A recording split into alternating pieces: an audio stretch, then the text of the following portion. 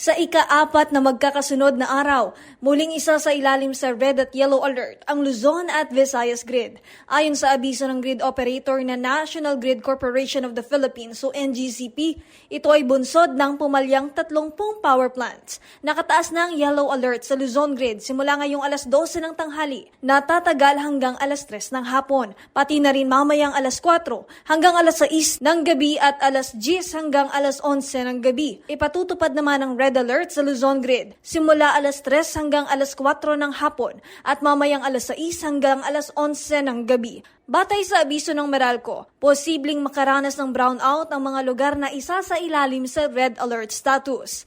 Samantala, sa Visayas naman, nakataas na rin ang yellow alert status ngayong alas 12 ng tanghali hanggang alas 4 ng hapon at mamayang alas 5 ng hapon hanggang alas 8 ng gabi. Mababa ang reserba ng kuryente sa mga lugar na naka-yellow alert habang hindi naman sapat ang supply ng kuryente sa mga lugar na naka-red alert. Para sa MBC TV Network News, ito si Aliyah Ikatlo, Sama-sama Tayo Pilipino.